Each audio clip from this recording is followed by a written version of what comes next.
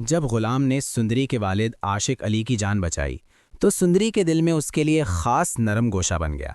उसे यूं महसूस होने लगा जैसे गुलाम ही वो मुहाफिज है जो उसकी और उसके अब्बा की हिफाजत कर सकता है। कुछ दिन बाद गुलाम अपने दोस्त बादशाह के सामने दिल की बात रखता है और कहता है कि वो भी किसी से बेहद मोहब्बत करने लगा है। वो कहता है, मोहब्बत अजीब शय है, न दिन का चैन रहता है न रात का सुकून, हर लम्हा महबूब ही आंखों के सामने रहता है।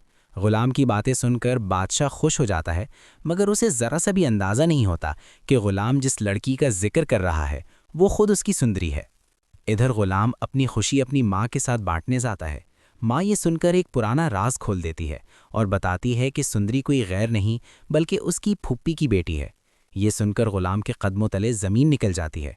वो सुंदरी को सारी हकीकत बता देता है कि किस तरह उसकी माँ ने ज़बरदस्ती उसके वालिद से तलाक के कागजात पर दस्तखत करवाए और उसे ये यकीन दिलाया कि वो उसे छोड़कर जा चुका है, हालांकि हकीकत कुछ और थी। ये सब जानकर सुंदरी पर गम का पहाड़ टूट पड़ता है। वो रोते हुए अपने वालिद आशिक अली से सब कुछ बयान करती है। आशिक अली शर्मिंदगी से सर झुका लेते हैं और कहते हैं कि वो उस वक्त मजबूर थे, अगर हालात इजाज़त देते तो वो कभी ऐसा न करते। दूसरी तरफ बादशाह का जुनून सुंदरी के लिए दिन ब दिन बढ़ता जाता है। वो उसके नए घर का पता लगवाता है और एक बहाने उसके घर पहुंच जाता है। जैसे ही सुंदरी दरवाज़ा खोलती है, सामने बादशाह को देखकर हैरान रह जाती है। बादशाह की आंखों में उसके लिए दीवानगी साफ झलक रही होती है।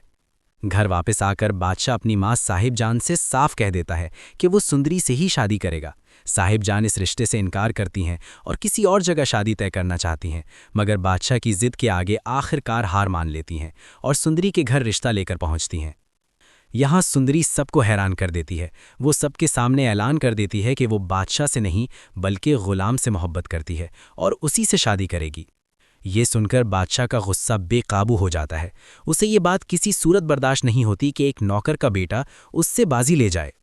अगले दिन आशिक अली गुलाम को बुलाकर कहते हैं कि वो सुंदरी से निकाह कर ले, क्योंकि बादशाह बहुत ख़तरनाक इंसान है और अगर गुलाम ने सुंदरी का हाथ थाम लिया तो वो महफूज रहेगी। निकाह का दिन तय हो जाता है, मगर बादशाह को इसकी खबर मिल जाती है। वो तैश में आकर फैसला कर लेता है कि ये शादी किसी सूरत नहीं होने देगा। निकाह वाले दिन जब सुंदरी तैयार होकर ब्यूटी पार्लर से वापस आ रही होती है तो बादशाह उसे रास्ते में ज़बरदस्ती गाड़ी में बिठाकर ले जाता है। इधर गुलाम बेचैनी से उसका इंतज़ार कर रहा होता है। जब सुंदरी देर तक नहीं पहुंचती तो वो सब समझ जाता है और सीधा बादशाह की हवेली जा पहुंचता है। गुस्से में वो बादशाह का गिरेबान पकड़कर चीख उठता है कि सुंदरी कहाँ है। बादशाह तंजिया हंसता है और अपने आदमियों को हुक्म देता है कि गुलाम को इतना मारो कि दोबारा खड़ा ना हो सके, मगर गुलाम हिम्मत नहीं हारता। वो मुकाबला करता है और हवेली में फायरिंग की आवाज़ें गूंज उठती हैं। आखिरकार बादशाह एक चाल चलता है। वो सुंदरी को सामने ले आता है और उस पर बंदूक तान कर गुलाम को धमकी देता है कि अगर उसने गोली चलाई तो सुंदरी की जान चली जाएगी। सुंदरी को बचाने के लिए गुलाम हथियार नीचे रख देता है। बादशाह के आदमी गुलाम को बांधकर बेरहमी से मारते हैं, यहाँ तक कि वो लहूलुहान हो जाता है।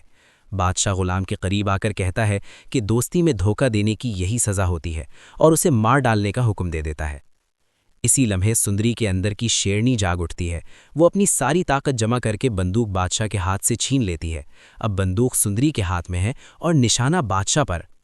अब सवाल ये है कि क्या बादशाह बच पाएगा? सुंदरी की शादी आखिर किससे होगी, बादशाह से या गुलाम से?